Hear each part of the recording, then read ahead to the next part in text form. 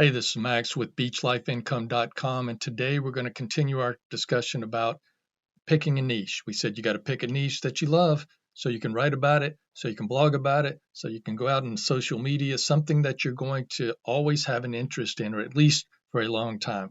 And we talked about competition, and we want competition.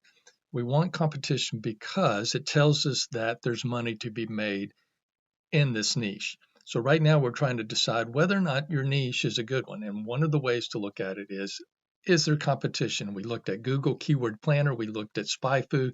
There's other things that are within YouTube, like TubeBuddy and vidIQ, that help you with keyword research and all this other stuff. And today I'm going to show you kind of a real simple, free way to look at whether or not there's competition and how to evaluate that competition. We're going to talk a lot more about this in keyword research when we start deciding what we're going to write about and what we're going to make videos about.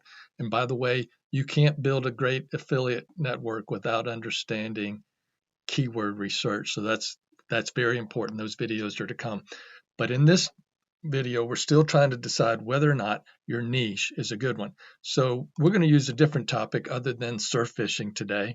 And we're going to use keto cheesecake. I go on keto every once in a while. I like to build my muscles up and then with carbs and so forth and work out a lot. And then I kind of slim down with the keto.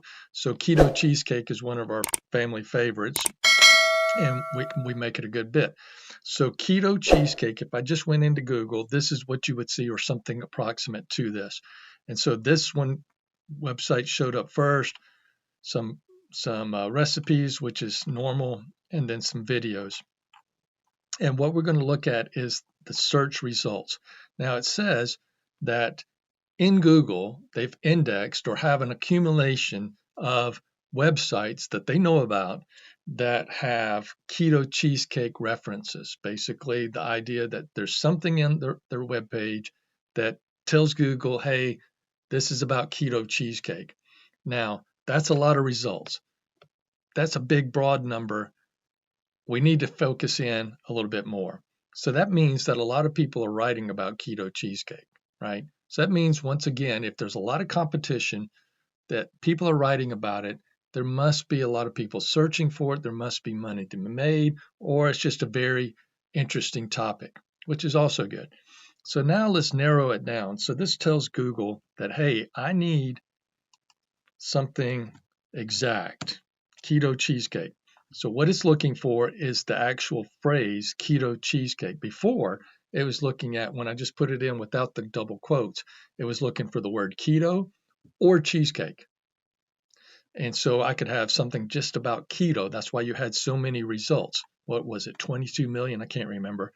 But now we're down to 1.3 million, meaning this is really what we were searching for, is keto cheesecake.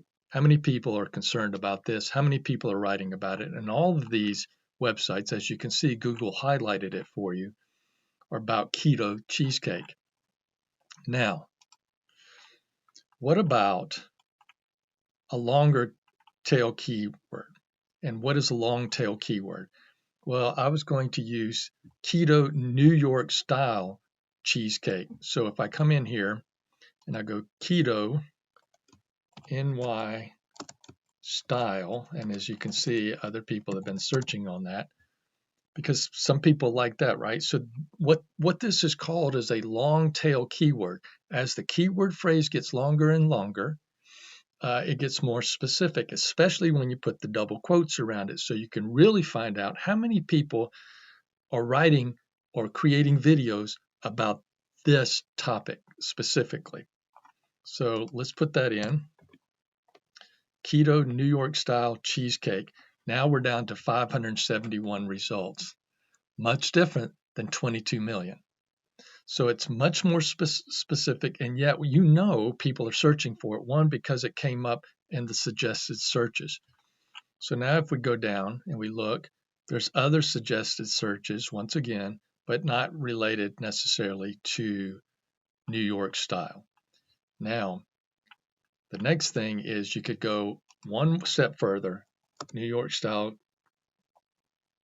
cheesecake, as you can see, it came up recipe. So let's see How many people actually have that phrase? Wow. One. So, so what I would say about that is if I had a food blog about keto or YouTube videos about keto, I would say that there's a lot of searching for New York style keto cheesecake. There's a good bit of competition. It's a good thing to talk about. And then I would even focus in more on that keyword because there's only one out there specifically with that keyword phrase.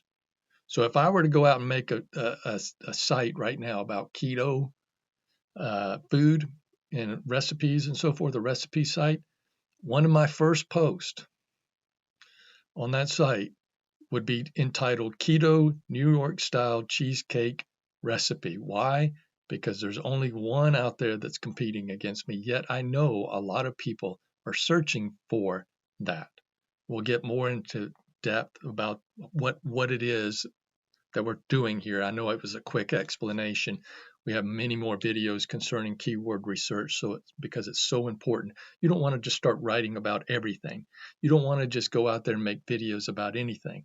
You want to ask or answer a specific question that people are searching for. So someone's definitely searching for keto New York style cheesecake recipe. That's something that people would type in without a problem. And so you want to be the one that says, hey, I got that recipe for you in your YouTube video or in your website page. And hopefully you have a website and you're not just relying on YouTube and creating videos. That's a big mistake. Make sure you get a website. I have links throughout this whole site and through these tutorials on how to do that. So don't get intimidated. So here's the bottom line. We've talked about competition. We looked at Google Keyword Planner. We looked at SpyFu, and you could have looked at YouTube video. I mean, TubeBuddy and Video IQ, which we did not go look at yet. We will.